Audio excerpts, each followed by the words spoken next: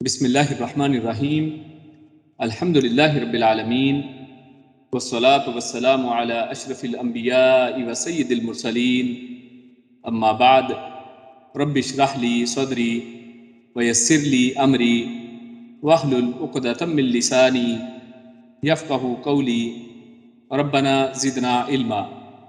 آج سے ہم قرآنک عربک جو ہے یعنی قرآن کریم کو سمجھنے کے حوالے سے آسان لسان القرآن کے نام سے ہم دروس کا ایک سلسلہ شروع کر رہے ہیں۔ انشاءاللہ 20 منٹ کے قریب ہم ٹائم اس میں لیا کریں گے، یعنی اپنی قرآن کریم کی کلاس کے بعد تقریباً 20 منٹ یا 20 سے 25 منٹ اس میں اتنا مٹیریل اس میں رکھا جائے گا۔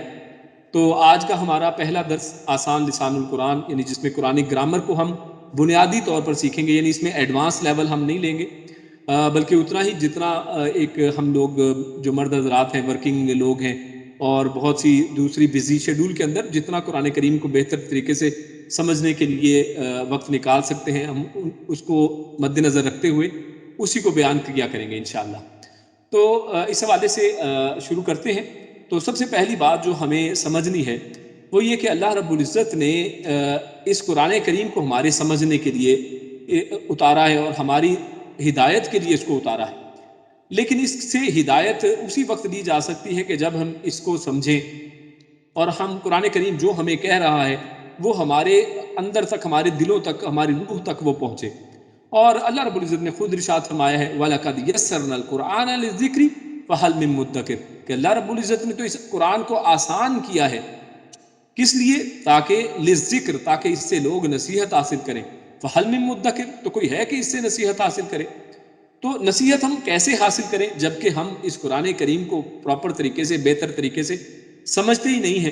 تو لہٰذا ہمیں اس میں پہلا سٹیپ لینا ہے، اور اس حوالے سے اللہ رب العزت یعنی ہمارے سامنے جو احادیث آتی ہیں کہ اس میں فَإِنَّ خَيْرَ الْحَدِيثِ کتاب اللہ کے پیارے رسول صلی اللہ علیہ وسلم اپنے ہر خطبے کے اندر یہ الفاظ دہرایا کرتے تھے کہ بے شک بہترین جو بات ہے وہ اللہ کی بات ہے، وَخَيْرَ الْحَدِيِ حَدِيُّ محمد، اور بہترین راستہ جو ہے، ہدایت جو ہے، وہ نبی اکرم صلی اللہ علیہ وسلم جو ہمیں راستہ اور ہدایت بتا گئے، وہی چیز اصل میں سب سے بہترین ہدایت کا راستہ ہے۔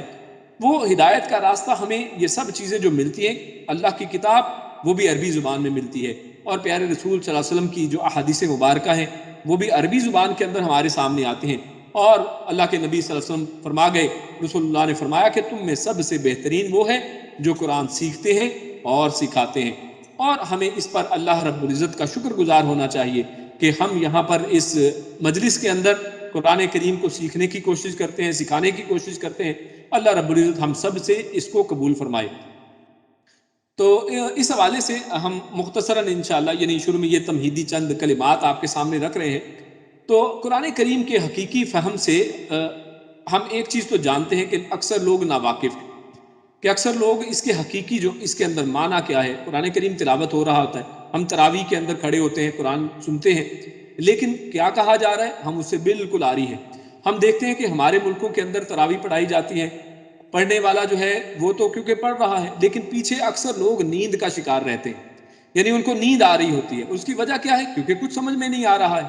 لیکن آپ اکثر ویڈیوز میں دیکھتے ہیں، یا جو لوگ سعودی عربیہ کے اندر رہتے ہیں اور ایسے عرب ممالک میں رہتے ہیں اور کچھ نہ کچھ قرآن فہمی ان کے اندر ہے، یا جو عرب لوگ ہیں، آپ دیکھیں گے کہ قرآن مجید کی تلاوت کی جا رہی ہوتی ہے اور پیچھے لوگ زار و قطار روتے ہیں، اور قرآن کریم پڑھنے والے جو ہیں امام وہ بھی روتا ہے اور پیچھے لوگ بھی رو رہے ہیں۔ کیوں رو رہے ہیں؟ کیونکہ قرآن کریم ان کے دلوں تک اثر کر رہا ہے، قرآن مجید کا فہم ان کو حاصل ہو رہا ہے، وہ سمجھ رہے ہیں کہ مجھے کیا کہا جا رہا ہے۔ تو ہماری ناواقفیت جو ہے قرآن فہمی سے جو ہے، اس کی ایک وجہ جو ہے سب سے پہلی وہ یہ کہ وہ لسان القرآن سے ناواقفیت ہے، اور فہم القرآن جو ہے وہ لسان القرآن یعنی قرآن مجید کی زبان یعنی عربی زبان کے بغیر ممکن نہیں ہے۔ یہ ہمیں اس کو سمجھنا پڑے گا۔ قرآن کو کلام اللہ ماننے والے ہم دیکھتے ہیں کہ وہ بہت سے لوگ ہیں، اور زیادہ تر لوگ ان میں سے جو ہیں وہ عربی زبان سے واقف ہی نہیں ہیں۔ یہ بھی ایک وجہ ہے کہ جس کی وجہ سے جو ہم حقیقی فہم کو نہیں پہنچ پاتے۔ اور اس حوالے سے ہم فقہ اسلامی کا ایک قاعدہ اس کو دیکھتے ہیں، اور اس میں یہ کہا گیا ہے کہ ما لا یتم الواجب الا به فهو واجب، کہ جس چیز کے بغیر واجب پورا نہ ہوتا ہو وہ بھی چیز واجب ہو جاتی ہے۔ اور اس دین اسلام کو، قرآن کریم کو پڑھنا، سمجھنا، احادیث مبارکہ کا مطالعہ کرنا، اپنے دین کو سمجھنا یہ ہر ایک کے اوپر واجب ہے. اللہ رب العزت نے علم حاصل کرنے کو ہر ایک کے اوپر واجب کیا ہے, مرد ہو یا عورت. تو جو چیز کسی چیز کے بغیر واجب کو پورا نہ کیا جا سکتا ہو, یعنی قرآن اس دین کو سمجھا نہیں جا سکتا, اس قرآن کریم کو, احادیث مبارکہ کو اس عربی زبان کے بغیر سمجھنا, بہتر طریقے سے سمجھنا ممکن نہیں ہے. اسی لیے یہ بھی کسی حد تک واجب ہو جاتی ہے کہ ہم اس کو سیکھیں, اس کو سمجھنے کی کوشش کریں. تو اس حوالے سے آج ہم بنیادی چیزوں سے آغاز کرتے ہیں. تو آپ سب جانتے ہیں کہ کسی بھی زبان کا جو آغاز اور بنیاد ہے وہ حروف الہجا ہوا کرتے ہیں, اور یہ سب لوگ آپ جانتے ہیں, اردو جو لوگ اردو زبان رکھتے ہیں ان کو معلوم ہے کہ اردو کے حروف تہجی اور عربی کے حروف تہجی ایک جیسے ہیں. اب ان کو تفصیل سے یہاں پر نہیں پڑھیں گے, صرف چند چیزیں ہم اس حوالے سے ڈسکس کریں گے. ان میں ایک تو یہ کہ اردو جو بولنے والے ہیں, اردو کے حروف تہجی تقریباً 36 کے قریب ہیں, اور عربی زبان کے جو حروف تہجی کی تعداد ہے وہ 28 یا 29 ہے. یعنی 28 یا 29 میں ایک چھوٹا سا اختلاف ہے. یعنی بعض لوگ حمزہ کو علیحدہ حرف سمجھتے ہیں اور بعض حمزہ اور الف کو ایک ہی حرف سمجھتے ہیں, تو اس لیے 28 یا 29 کہا جاتا ہے. تو ایک تو یہ کہ تمام اردو کے حروف تہجی کے اندر عربی کے سارے حروف تہجی آ جاتے ہیں, اور ان حروف تہجی کو آپ کے سامنے درج کیا گیا ہے. اس میں الف, با, تا, یعنی بولنے کا بھی انداز تھوڑا سا مختلف ہے. الف بے تے ہم اردو میں بولتے ہیں, یہاں پر ہے الف با تا سا جیم ہا خا دال ذال را زا سین شین صاد ضاد طا ظا, اور یہاں پر دیکھیے ہم نے صاد کے بعد ضاد کہا ہے کیونکہ عربی زبان کو لغت الضاد بھی کہا جاتا ہے. یعنی یہ ضاد والی زبان ہے جس کے اندر ایک خاص لفظ ہے جو ضاد ہے, جو دوسری زبانوں کے اندر اس طرح کا لفظ موجود نہیں ہے. اسی طرح آگے طا ظا عین غین فا قاف کاف لام میم نون ہا واو یا, اور یہاں پر بھی دیکھیے ہا اور واو کی ترتیب اردو سے تھوڑی سی مختلف ہے. اردو میں واو اور بعد میں ہا لکھا جاتا ہے, عربی میں ہا پہلے واو بعد میں. یہ بتانے کا اصل میں مقصد یہاں پر یہ ہے کہ بعض اوقات ہمیں اگر عربی کے کسی لفظ کا میننگ اس کی لغت میں سے ڈکشنری کے اندر سے تلاش کرنا ہے, تو اگر آپ کو یہ ترتیب معلوم نہیں ہے تو آپ تلاش نہیں کر پائیں گے. تو اس لیے آپ یاد رکھیں کہ عربی زبان میں واو بعد میں آتا ہے اور ہا پہلے آتا ہے. اور اسی طرح جو آخر میں یا چھوٹی یہ لکھی گئی ہے, عربی میں بڑی یہ جیسی کوئی چیز نہیں ہوتی ہے, اور اس کی آواز اس طرح کی آواز بھی کوئی نہیں ہے, تو یہ چھوٹی یہ ہی ایک ہی طرح کی یہ ہوتی ہے. اور اس میں ایک اور چیز جو سمجھنے کی یہ کہ اگر عربی زبان میں یہ کے نیچے دو نقطے لکھے ہوئے ہیں تو اس کی آواز تو چھوٹی یہ جیسی نکالے گی, لیکن اگر اس کے نیچے نقطے نہیں ہیں تو عموماً وہ چھوٹی یہ تصور نہیں کی جاتی. جیسے ہم نے یہاں پر آپ کے سامنے کچھ مثالیں بھی رکھی ہیں, آپ ان کو دیکھ سکتے ہیں. یہاں پر بتایا گیا ہے وَهُوَ الْعَلِيُّ. اب یہاں پر دیکھیے یہ یا ہے, حالانکہ اس کے نیچے دو نقطے نہیں ہیں, لیکن ہم نے یا پڑھا ہے کیونکہ اس کے اوپر کوئی نہ کوئی یہ دیکھیے حرکات پیش, جس کو ہم پیش کہتے ہیں, یعنی زبر زیر پیش, آپ جانتے ہیں 3 حرکات عربی زبان کے اندر زبر زیر اور پیش یہ حرکات ہیں. تو اگر اس کے اوپر پیش لکھی گئی ہے یا اسی طرح زیر ہے, جیسے یحیی, یہ دوسری اگزامپل میں دیکھیے یحیی, تو یہ یہاں پر بھی ہم اس کو یا پڑھ رہے ہیں کیونکہ یہاں پر پیش ہے, یہاں پر زیر ہے. لیکن یہاں پر دیکھیے تیسری اگزامپل وَهُوَ عَلَىٰ, اور یہاں پر نہ پیش ہے نہ زیر ہے, بلکہ اس کی جگہ پر یا تو زبر ہے یا پھر کھڑی زبر ہے. تو اس صورت میں یہ پھر یا نہیں پڑھا جائے گا, بلکہ یہ ایک یعنی الف کے جیسی اس کی آواز نکالی جائے گی. جیسے ہم یہاں پر پڑھ رہے ہیں اس کو علی نہیں پڑھیں گے بلکہ علا پڑھیں گے. علی پڑھنے کی بجائے ہم یہاں پر اس کو علا پڑھیں گے, یہاں پر علی نہیں پڑھا جائے گا. وَهُوَ عَلَىٰ كُلِّ شَيْءٍ قَدِيرٌ. تو ایک چیز یہ ذہن میں رکھیے. دوسری ہم دائیں طرف دیکھتے ہیں, چند چیزیں میں نے لکھی ہیں, وہ یہ کہ الف جو ہے, میں نے بات کی کہ الف اور حمزہ میں بھی اختلاف ہے. بعض حمزہ کو علیحدہ لکھتے ہیں اور بعض الف اور حمزہ کو ایک ہی چیز سمجھتے ہیں. تو اس میں بھی دیکھ لیجئے کہ آپ کو جیسے میں نے پہلے بات کی کہ حرکات عربی میں ہے, زبر زیر پیش, یہ 3 حرکات ہیں. اب یہاں پر آپ کے سامنے اگزامپلز ہیں.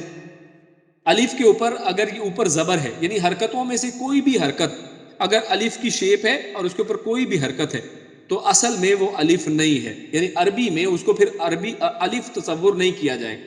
یہ ہم ذہن نشین کر لیں کہ عربی میں ہم اس کو الف نہیں کہیں گے اگر اس الف کی شیپ کے اوپر زبر ہو یا زیر ہو یا پیش ہو.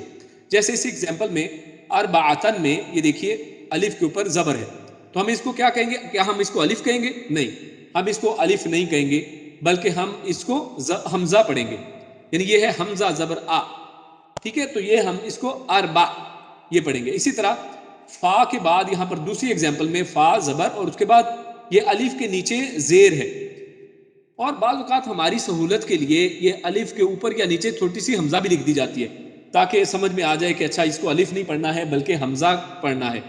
لیکن اگر نہ بھی لکھا ہو تو ہمیں یہ یاد رکھنا ہے کہ جس کے اوپر زبر یا زیر یا پیش ہو، الف کی شیپ ہو، تو وہ اصل میں الف نہیں ہے بلکہ وہ حمزہ ہے. اور آج کے بعد ہم ان دروس میں جو دیکھیں گے تو ہم اس کو حمزہ ہی کہا کریں گے، ہم اس کو الف نہیں کہیں گے اگر اس کے اوپر یا زبر ہے یا زیر ہے یا دیکھیے یہاں پر تیسری ایگزامپل میں پیش ہے. تو یہ تینوں اصل میں حمزہ ہیں، حمزہ زبر را ار، اور اسی طرح فا زبر فا، حمزہ زیر ای، فا ای، یہ ہم اس طرح پڑھیں گے فا ان. اور اسی طرح فاولائک، تو حمزہ کی آواز جھٹکے کے ساتھ ہوتی ہے، اس کو کھینچا نہیں جاتا ہے، یعنی اس سے بھی ہمیں ایک اس کو پڑھنے میں بھی آسانی ہوتی ہے کہ ہمیں پتہ چلتا ہے کہ کس طرح سے پڑھیں گے.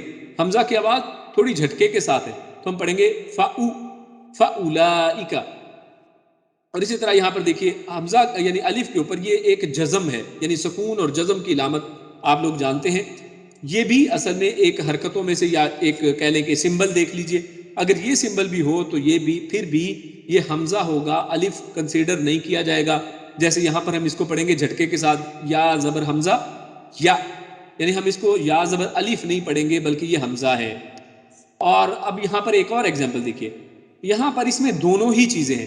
یہ شروع میں اس الف کے سمبل کے اوپر یہ زبر ہے، اس کا مطلب یہ الف نہیں ہے، یہ حمزہ ہے، یعنی حمزہ زبر میم ام اور شین زبر، اور یہاں پر دیکھیے الف کے اوپر کچھ بھی نہیں ہے. یعنی اگر اس الف کے سمبل کے اوپر کوئی زبر زیر پیش یا جزم یا سکون نہیں ہے تو پھر ایسا الف وہ اصل میں حقیقی الف ہے، وہ الف ہے. اور الف کی آواز تھوڑی سی لمبی ہوتی ہے، تھوڑی کھینچی جاتی ہے، ٹھیک ہے. تو یہاں پر ہم اس کو پڑھیں گے ام شا جن، یعنی ہم یہ نہیں کہیں گے ام شا جن، کیونکہ حمزہ ہوتا تو ہم پڑھتے ام شا، لیکن ہم شا لمبا پڑھیں گے ام شا جن. تو یہ چند چیزیں کیونکہ یہ انہی حروف سے مل کر لفظ بنتے ہیں تو اس لیے ہم نے ان کو شروع میں ایک دفعہ دیکھ لیا ہے. اب آگے ہمارے سامنے آتا ہے کہ انہی حروف کو ملا کر الفاظ بنائے جاتے ہیں، اور آپ جانتے ہیں کہ تقریباً تمام زبانوں کے اندر الفاظ دو طرح کے ہوتے ہیں. کچھ الفاظ با معنی ہوتے ہیں اور کچھ الفاظ بے معنی ہوتے ہیں، یعنی الفاظ میں سے کچھ ایسے ہیں کہ جن کا کوئی بھی مطلب نہیں ہوتا، اور کچھ الفاظ ایسے ہیں جن کا مطلب ہوتا ہے. جیسے ہم اردو زبان میں بولتے ہیں چائے وائے، کوئی چائے وائے چلے گی، کام وام کیسا چل رہا ہے، تو یہ جو چائے ہے اس کا تو معنی معلوم ہے، لیکن وام یعنی وائے کیا ہے، شائے کیا ہے. یا اسی طرح کام وام میں کام کا تو مطلب معلوم ہے لیکن کام وام کیا ہے اس کا کوئی معنی نہیں ہے. تو دو طرح کے لفظ اصل میں انہی یعنی حروف الہجا کو ملا کر بنائے جاتے ہیں، اور ان میں کچھ بامانی اور کچھ بے معنی ہوا کرتے ہیں. قرآن کریم میں کوئی ایک بھی حرف ایسا نہیں ہے کہ جو بے معنی ہو، جس کا کوئی معنی نہیں ہے. ہاں یہ ضرور ہے کہ بعض حروف ایسے، بعض الفاظ ایسے ہیں کہ جن کا معنی ہمیں معلوم نہیں ہے، اللہ رب العزت نے اس کا معنی ہمیں نہیں بتایا ہے، جیسے الف لام میم قاف نون والقلم وما یسطرون. تو بعض حروف کو تو استعمال کیا گیا ہے، بعض الفاظ ہمیں جن کا معنی معلوم نہیں ہے، لیکن یہ نہیں کہا جا سکتا کہ قرآن کریم کے اندر کوئی ایک بھی حرف ایسا ہے کہ جس کا کوئی معنی نہ ہو. قرآن مجید کے ہر ایک حرف کا معنی موجود ہے، ہمیں معلوم ہے یا نہیں معلوم یہ ایک دوسری چیز ہے. تو اس لیے ہم بے معنی لفظوں کو پڑھیں گے نہیں، کیونکہ اس کا تعلق قرآن سے نہیں ہے، ہم قرآن کریم کے حوالے سے عربی کو پڑھیں گے. اور دوسری ایک اور چیز یہیں پر سمجھ لیجئے کہ ہم یہاں پر جو عام بول چال کی عربک ہے اس کو پڑھنے نہیں بیٹھے ہیں، ہم یہاں پر صرف قرآن کریم کے حوالے سے جو قرآن کے اندر زبان ہے، قرآن کی جو عربک ہے، ہم اسی سے متعلقہ چیزوں کو صرف پڑھیں گے، اور وہ بھی چند بنیادی چیزیں ہم انشاءاللہ پڑھیں گے. تو با معنی جو الفاظ ہوا کرتے ہیں ان الفاظ کو کلمہ کہا جاتا ہے، یعنی لفظ تو ہوا ہی کرتے ہیں، لفظوں میں کچھ بے معنی ہے کچھ با معنی ہے. قرآن کریم میں کوئی بھی بے معنی چیز نہیں ہے، سب چیزیں با معنی ہیں، اور با معنی جو الفاظ ہیں ان کو کلمہ کہتے ہیں. تو ان کلمے کے اندر پھر آگے ہم دیکھتے ہیں کہ کلمے کی بھی چند اقسام ہیں، کلمے کی چند اقسام ہمارے سامنے آتی ہیں. تو کلمے میں سب سے پہلی قسم جو ہمارے سامنے ہے وہ ہے اسم. ہم اردو میں بھی ان چیزوں کو جانتے ہیں، انگلش میں بھی اسی طرح ہوتا ہے کہ کلمہ جو ہے یعنی جن کو کہہ سکتے ہیں آپ ورڈز مختلف طرح کے ہوتے ہیں. یعنی کچھ ورڈ جو ہوتے ہیں وہ ناؤنز ہوتے ہیں، کچھ ورڈ جو ہیں وہ وربز ہیں، اور کچھ جو دیگر جیسے بہت سے اور بھی چیزیں ہیں جیسے انٹرجیکشنز ہیں، ان چیزوں کو ملانے والی، اور یعنی بہت سے قسم کے ورڈز ہوتے ہیں. تو عربک میں ہمارے سامنے 3 طرح کے کلمات آتے ہیں، جو الفاظ ہیں وہ 3 طرح کے ہوتے ہیں، بامعنی الفاظ کی 3 قسمیں ہیں۔ سب سے پہلی قسم جن کو اسم کہتے ہیں، اسم سے مراد یعنی نام، کسی بھی جگہ کا، کسی بھی چیز کا، کسی کام کا نام ہے، اور اسی طرح کوئی پروناؤنز ہیں جیسے ضمیر ہے، ہوا جیسے کہتے ہیں، یا اسی طرح نام ہے محمد صلی اللہ علیہ وسلم، تو یہ ایک نام ہے۔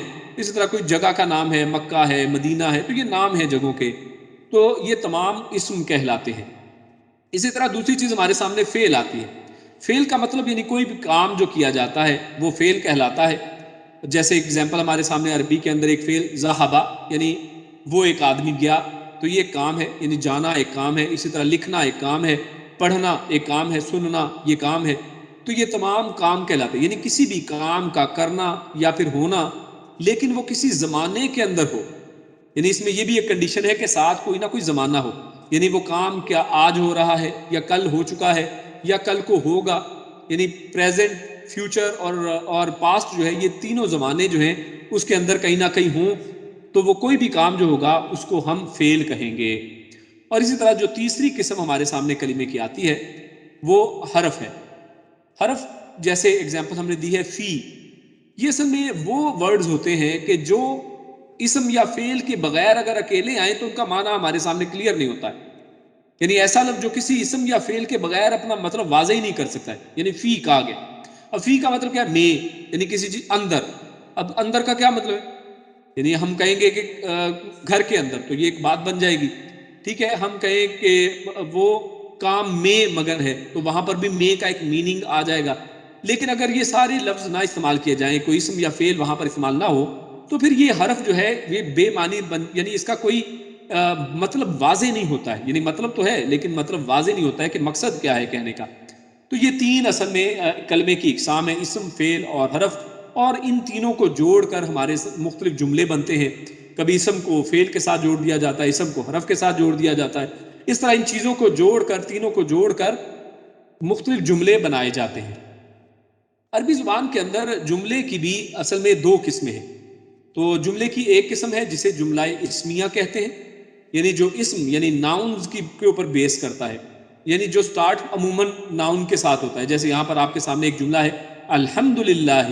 اب الحمد جو ہے یہ ایک ناؤن ہے، یعنی یہ ایک تعریف ہے، اللہ کی ایک صفت ہے، ٹھیک ہے۔ الحمد یعنی تمام تعریفیں للہ اللہ کے لیے ہیں، ٹھیک ہے۔ الحمد یہ ایک ہمارے سامنے ایک نام آ گیا، اسم آ گیا، للہ اللہ کے لیے ہے۔ تو یہ 2 لفظ جڑ کر ایک جملہ بنا رہے ہیں، اور یہ جملہ اسمیہ ہے کیونکہ اس کی ابتدا ایک اسم کے ساتھ، ایک ناؤن کے ساتھ ہو رہی ہے۔ اور بعض جملے جو ہیں عربی کے اندر جملہ فعلیہ ہوتے ہیں، یعنی ان کا آغاز یا عموماً وہ فعل کے ساتھ ہوتا ہے۔ جیسے آپ کے سامنے مثال ہے قال اللہ، کہ اللہ نے فرمایا، تو قال اس ایک نے فرمایا، تو یہ ایک فعل ہے، ایک کام ہے، یعنی قال کہنا، کوئی فرمان جاری کرنا، کوئی بات کہنا، یہ ایک فعل ہے، کام ہے۔ اور اسی طرح عبادہ، اس ایک کسی مرد نے، کسی ایک شخص نے عبادت کی۔ تو یہ دیکھیے عربی زبان کے اندر ایک کمال یہ ہے کہ عربی زبان انتہائی مختصر اور بڑی جامع ہے۔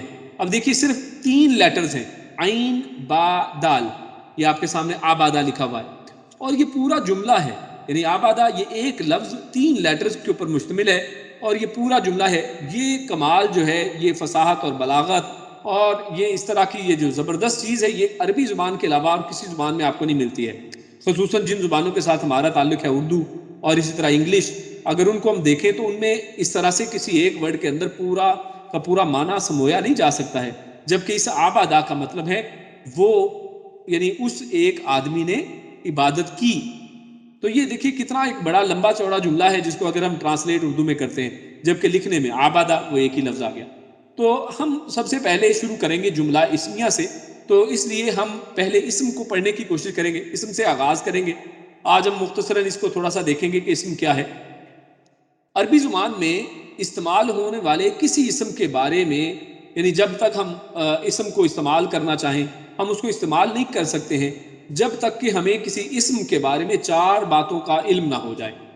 اگر ہمیں وہ 4 باتیں پتہ چل جاتی ہیں تو پھر ہی ہم اس اسم کو پراپرلی سمجھ سکتے ہیں اور اس کا میننگ جان سکتے ہیں، یا اس کو کسی جملے کے اندر استعمال کر سکتے ہیں، اگر وہ ہم 4 باتوں کو جانتے ہیں تو۔ اگر وہ 4 باتیں ہمارے علم میں نہیں ہیں اگر ہمیں اس کے بارے میں پتہ نہیں ہے تو ہم اس اسم کو استعمال نہیں کر سکتے ہیں، اس کا معنی نہیں بیان کر سکتے ہیں. ہم قرآن مجید کا اگر ترجمہ کر رہے ہیں، قرآن مجید کو سمجھنے کی کوشش کر رہے ہیں، ہمیں وہ لفظ سمجھ ہی نہیں آئے گا کہ یہ کیا ہے.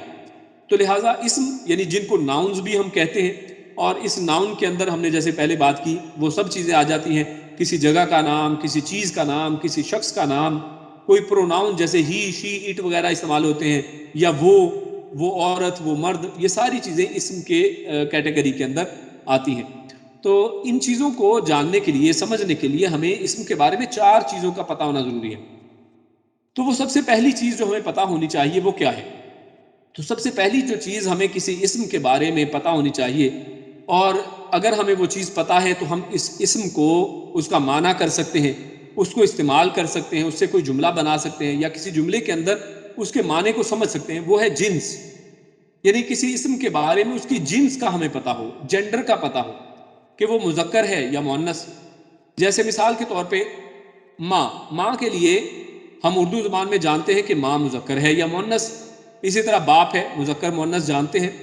اسی طرح عربی میں اگر ہم دیکھیں مثال، تو ہم کہیں امن یا ابن، ہم کہیں تو ماں اور باپ کے لیے یہ لفظ ہیں. اگر ہمیں پتہ ہے تو یہ دیکھیے کچھ تو چیزیں ایسی ہیں کہ جن کا ہمیں بہت کلیئر ہے کہ یہ چیز مذکر ہے یا مؤنث. لیکن بعض چیزیں ہر زبان میں ایسی ہوتی ہیں کہ جو اصل میں ان کے مذکر مؤنث کو ہمیں معلوم نہیں ہوتا کہ اس کو کس طرح سے استعمال کیا جائے. مثال کے طور پہ کرسی. اب یہ جو کرسی ہے، یا اسی طرح سورج کی مثال لے لیں. اب سورج ہم اردو زبان میں دیکھیں تو ہم کس طرح سے استعمال کرتے ہیں کہ سورج نکلا ہوا ہے. ہم یہ نہیں کہتے کہ سورج نکلی ہوئی ہے. یعنی ہم جانتے ہیں کہ سورج اردو زبان کے اندر مذکر ہے. ٹھیک ہے، تو ہمیں سورج کے بارے میں جب تک یہ نہیں پتا کہ وہ مذکر ہے یا مؤنث، ہم اردو میں اس کو اچھی طرح استعمال نہیں کر سکتے. ہم غلط جملہ بنائیں گے، ہم کہیں گے سورج نکلی ہوئی ہے، تو یہ غلط جملہ بن جائے گا، کیونکہ ہم سورج کے بارے میں جانتے نہیں ہیں کہ وہ مذکر ہے یا مؤنث. اس لیے ہمیں سورج کے بارے میں پتہ ہونا ضروری ہے کہ وہ کیا چیز ہے. حالانکہ یعنی بعض چیزیں حقیقی مؤنث ہوتی ہیں، یعنی ان کے بارے میں ہمیں پتہ ہوتا ہے کہ یہ مذکر یا مؤنث ہے، جیسے ماں، باپ، لڑکا، لڑکی. یعنی بعض چیزیں تو بڑی یقینی ہیں کہ ان میں سے میل کون سا ہے، فیمیل کون سا ہے. لیکن بعض چیزیں جیسے سورج، چاند، ستارے اور ان چیزوں کے نام، شہروں کے نام، اب ان کے بارے میں ہمیں معلوم نہیں ہے کہ یہ مذکر ہے یا مؤنث. تو ہر زبان میں یہ مختلف قاعدے اور مختلف کلیے ہوتے ہیں کہ کوئی چیز کو سمجھا جائے کہ وہ مذکر ہے یا مؤنث. تو لہٰذا ہم پہلی بات جو ہم سمجھ رہے ہیں وہ یہ کہ کسی اسم کو عربی زبان میں خصوصاً جاننے کے لیے، سمجھنے کے لیے، اس کا معنی کرنے کے لیے، اس کو کسی جملے کے اندر استعمال کرنے کے لیے جو پہلی چیز ہمیں چاہیے وہ اس کے بارے میں یہ پتہ ہونا ضروری ہے کہ وہ کون سی جنس سے ہے. دوسری چیز جو ہمیں معلوم ہونی چاہیے وہ یہ کہ اس کا عدد کیا ہے. تو پھر ہی ہم اس کو پراپرلی عربی زبان میں استعمال کر سکتے ہیں. یعنی اس کا نمبر کتنا ہے، یعنی وہ ایک ہے یا وہ زیادہ ہے. اور ہم یہ پہلے دیکھ چکے ہیں اور آج ہم اس کو دہرا بھی لیتے ہیں کہ عام زبانوں کے اندر یا واحد ہوتا ہے یعنی سنگولر ہوتا ہے، یا پھر پلورل جمع ہوتا ہے. عربی زبان کے اندر ایک اور کیٹیگری بھی ہے جس کو تیسری کیٹیگری آپ سمجھ لیں، وہ یہ ہے مثنیٰ. یعنی عربی میں ایک کے لیے علیحدہ لفظ ہے، دو چیزیں ہوں وہی تو اس کے لیے علیحدہ لفظ ہے. جیسے آج ہی ہم نے اپنے درس کے اندر دیکھا واللذانی، یا اسی طرح واللاتی. تو ہم نے یہ دو لفظ دیکھے کہ جو دو کے لیے استعمال کیے گئے تھے. یعنی دو کے لیے عربی زبان میں علیحدہ سے ایک علیحدہ سے لفظ ہوا کرتا ہے، اور اسی طرح جمع کے لیے بھی ایک علیحدہ سے لفظ ہوتا ہے. تو اسی طرح کسی اسم کے بارے میں پتہ ہو کہ واحد میں اس کا صیغہ کیا ہے، واحد میں یعنی کس طرح سے اس کو لکھا جائے گا، مثنیٰ میں کیا ہے اور جمع میں کیا. جب ہمیں ان چیزوں کا پتہ ہوگا تو ہم ترجمہ صحیح کر سکتے ہیں کہ یہاں پر 2 مراد ہے یا 3 مراد ہے یا 1 مراد ہے یا 3 سے زیادہ مراد ہے. تو ان چیزوں کو سمجھنے کے لیے دوسری چیز ہمیں عدد چاہیے. تیسری چیز جو ہمیں سمجھنے کے لیے وہ درکار ہے وہ ہے اس کی وسعت. اور وسعت جو ہے اس سے مراد اصل میں کیا ہے؟ وسعت مراد یعنی کیپیسٹی، جس کو ہم انگلش میں بولتے ہیں کیپیسٹی. تو اس سے مراد اصل میں کسی چیز کا نکرہ یا معرفہ ہونا ہے. یعنی اس کو میں تھوڑا ایکسپلین کرتا ہوں آپ کو. یعنی مثال کے طور پہ اگر میں آپ سب کو کہوں کہ آپ میں سے کوئی طالب علم جو ہے، جو بھی یہاں پر لوگ اس وقت سن رہے ہیں، سامعین جو ہیں، ان میں سے کوئی فلاں شخص جو ہے وہ بولے، یعنی کوئی بھی شخص بولے، آپ میں سے کوئی بھی قرآن کریم کا ترجمہ پڑھنا شروع کرے. تو اب میں نے یہاں پر مخصوص نہیں کیا ہے بلکہ عام میں نے کہا ہے کہ کوئی بھی اس میں سے کرے. جیسے ہم نے آج کی آیت ہی میں پڑھا کہ یا ایھا الذین آمنوا، تو یہاں پر بالکل عام کہی گئی ہے بات، یہاں پر خاص نہیں کہا گیا ہے کہ کون سا شخص یہ بات جو ہے یعنی کس شخص کو مخاطب کیا گیا ہے، تو عام ہے. تو عام کے لیے ہم نکرہ یعنی اس کو کامن کہتے ہیں، جس کو انگلش میں ہم کامن ناؤن کہتے ہیں. یعنی وہ کامن ناؤن ہے تو اس کے اندر بہت سے لوگ شامل ہو جائیں گے، یعنی اس کی وسعت بڑھ جائے گی. یعنی جب ہم نکرہ کی بات کرتے ہیں، کامن ناؤن کی بات کرتے ہیں، تو ایک چیز ہم جان لیں کہ اس کی وسعت بڑھ جاتی ہے، اس کی کیپیسٹی بڑھ جاتی ہے، یعنی اس سے مراد زیادہ لوگ ہوا کرتے ہیں. ہاں اگر ہم خاص کہیں، یعنی مثال کے طور پہ کوئی شخص کہے کہ میں شہر پھرا ہوں، تو انسان اس کا مطلب وہ بہت سے شہر پھرا ہے. لیکن اگر وہ کہے کہ وہ مکہ پھرا ہے تو اب اس نے خاص کر دیا ہے کہ وہ صرف مکہ میں گیا ہے، یا اسی طرح وہ مدینہ میں گیا ہے. یا اسی طرح میں کہوں کہ آپ سب کو میں نہ کہوں بلکہ میں کہوں کہ آپ میں سے آصف بھائی جو ہیں وہ بات کریں، یا اسی طرح میں آپ سے کہوں کہ ممتاز بھائی جو ہیں وہ اپنا مائک آن کریں. تو اس طرح میں نے خاص کر دیا ہے، اب وہ کیپیسٹی اس کی کم ہو گئی، اب وسعت کم ہو گئی، اب میں نے ٹارگٹ کیا ہے کسی ایک کو. تو یہ اصل میں کیپیسٹی ہے، اس کا بھی جاننا، اور عربی میں اس کے بھی قاعدے کلیے ہیں کہ کس طرح سے کسی چیز کو خاص کیا جاتا ہے، کس طرح ہمیں پتہ چلتا ہے کہ یہ لفظ نکرہ ہے، خاص ہے یا پھر عام ہے. تو یہ پتہ کرنا بھی ہمیں ضروری ہے، ورنہ ہم اسم کو جان ہی نہیں سکتے ہیں. اسی طرح تیسری چیز جو ہم آگے پڑھیں گے، یعنی آج کے درس میں نہیں، انشاءاللہ اگلی کلاسز میں پڑھیں گے، ایک ایک کر کے انشاءاللہ پڑھتے چلے جائیں گے. وہ چوتھی چیز جو آخری چیز ہے وہ اعراب ہے، کہ ہمیں اسم کے بارے میں اعراب کا پتہ ہونا بھی ضروری ہے. اگر ہمیں اسم کے اعراب کا پتہ نہیں ہے تو ہم اس کا اصل معنی مفہوم متعین نہیں کر سکتے ہیں. تو اصل میں اعراب کیا چیز ہے؟ اعراب اصل میں کسی اسم کا سٹیٹس ہے، یعنی کسی جملے کے اندر اس اسم کا کیا کردار ہے، اس کی کون سی حالت ہے، اس کو اعراب کہا جاتا ہے.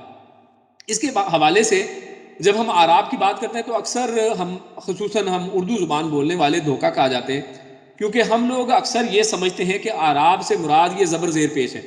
کیونکہ پہلے زمانے میں یاد ہے مجھے بھی کہ ہمارے اسکولوں میں جب امتحان ہوا کرتے تھے تو ان میں سے ایک بات کی جاتی تھی، سوال آتا تھا کہ فلاں جملے میں یہ جو حروف ہیں ان کے اوپر اعراب لگائیں. تو ہم نارملی اس کے اوپر زبر زیر پیش لگا دیتے تھے، اسی کو سمجھتے تھے یہ اعراب ہے. عربی زبان میں اعراب اس کو نہیں کہتے ہیں، بلکہ عربی زبان میں کسی بھی اسم کی جو سٹیٹ ہے، یعنی وہ اسم اس جملے کے اندر وہ کیا حیثیت سے، کس حیثیت سے آیا ہے. مثال کے طور پہ کوئی اسم، یعنی ایک شخص ہے عربی زبان کے اندر، کوئی مثلا ہم کہیں کہ ضرب حامد زیدن، تو ہم نے کہا کہ حامد، یعنی اس جملے میں ہم نے دو نام یا استعمال کیے، حامد اور زید. اب ہمیں معلوم نہیں ہے کہ کس نے کس کو مارا ہے، یعنی کیا حامد نے زید کو مارا ہے یا زید نے حامد کو مارا ہے، یعنی کس کا کیا کردار ہے اس جملے کے اندر. تو ہمیں اعراب سے پتہ چلتا ہے کہ اصل میں اس جملے کے اندر اس بندے کا کیا کردار ہے. کیا حامد نے مارنے والا حامد ہے یا مار کھانے والا حامد ہے، یا اس طرح پڑھانے والا کون ہے، پڑھنے والا کون ہے. تو جملے کے اندر کردار کا جو نشاندہی کی جاتی ہے کہ اس کا کیا سٹیٹس ہے، کون سی حالت ہے، کون سا کردار ہے، یہ ہمیں اعراب سے پتہ چلتا ہے. اور عموماً یہ جو اعراب ہیں عام طور پر، ورنہ اس کی ہم آگے چیزیں انشاءاللہ تفصیل سے پڑھیں گے، یہ ان کی 3 قسمیں. جیسے ہم نے پہلے پڑھا، جینڈر میں ہمارے پاس 2 تھے، مذکر مؤنث. نمبر میں ہمارے پاس واحد مثنیٰ جمع تھی. کیپیسٹی یا وسعت میں نکرہ اور معرفہ تھا. تو اعراب میں ہمارے سامنے 3 قسمیں ہوتی ہیں، یعنی ایک ہے مرفوع، ایک منصوب اور ایک مجرور. یعنی 3 طرح کے اعراب ہمارے سامنے آئیں گے جس کو ہم انڈرسٹینڈ کریں گے. مرفوع نارملی آپ نے دیکھا ہوگا بعض حروف کے اوپر 2 پیش ہوتی ہیں اس کے آخر میں، یعنی اس لفظ کے آخر میں، جیسے محمدن، اس کے آخر میں 2 پیشیں ہیں. یا اس طرح میں نے جو جملہ بولا، میں نے کہا ضرب حامد زیدن، یعنی ایک میں حامدن میں نے 2 پیشیں بولی ہیں، زید کے اندر میں نے زیدن نہیں کہا بلکہ زیدن کہا ہے. تو اس کا مطلب ہے کہ اس کے زبر کہنے یا پیش کہنے سے میں کچھ کہنا چاہ رہا ہوں کہ کس نے کس کو مارا ہے، کس کی کیا کردار ہے، کون سا سٹیٹس ہے. تو اس کا مطلب ہے کہ جملے کے، یعنی اس لفظ کے، اس اسم کے آخری لیٹرز کے اوپر جو علامت ہوگی، جو حرکات ہوں گی، اور یہ عموماً 2 حرکات ہوتی ہیں، حرکتان جس کو کہیں گے، یعنی 2 حرکتیں ہیں، 2 زبریں ہوں گی یا 2 پیشیں یا 2 زیریں. 2 پیشوں کو مرفوع کہتے ہیں، 2 زبریں اور ساتھ الف ہوگا تو منصوب اسے کہتے ہیں، اور اس طرح 2 زیریں ہوں تو مجرور کہا جاتا ہے. ہم انشاءاللہ ان کو آگے ڈیٹیل میں پڑھیں گے اور اس کے بارے میں اچھی طرح سے ہم ایک ایک کر کے جانیں گے. انشاءاللہ اگلے لیکچر میں ہم اس کی جنس سے آغاز کریں گے، اس کے جینڈر کے متعلق پڑھیں گے کہ کسی اسم کا جینڈر ہمیں کیسے پتہ چلتا ہے. وہ کون سی علامات ہیں، وہ کون سے طریقے ہیں، وہ کون سے رولز اینڈ ریگولیشنز ہیں جن سے ہمیں اس کے کسی اسم کے جینڈر کا پتہ چلتا ہے، اور اس طرح ایک ایک کر کے ہم یہ چیزیں پڑھتے چلے جائیں گے اور یہ چیزیں ہمارے اوپر واضح ہوتی چلی جائیں گی۔ اسی پر آج کا جو ہمارا یہ عربی گرامر کے حوالے سے آسان لسان القرآن کا پہلا درس وہ ہم ختم کرتے ہیں، اور آپ کے سامنے یہ کفارہ مجلس کی دعا لکھی گئی ہے، یعنی جب مجلس کو اختتام کیا جائے تو پیارے رسول صلی اللہ علیہ وسلم کی یہ سنت ہے، وہ پڑھا کرتے تھے سبحانک اللہم و بحمدک اشہد ان لا الہ الا انت استغفرک و اتوب الیک، یعنی جس کا ترجمہ کچھ یوں ہے کہ اے اللہ پاک ہے تو اپنی تعریفوں سمیت، میں گواہی دیتا ہوں کہ تیرے سوا کوئی معبود نہیں، میں تجھ سے معافی مانگتا ہوں اور تیری طرف رجوع کرتا ہوں۔ سب کو چاہیے کہ اس دعا کو یاد کریں اور مجلس کے آخر میں پڑھا کریں۔ جزاکم اللہ خیرا و بارک اللہ فیکم۔ السلام علیکم ورحمۃ اللہ وبرکاتہ۔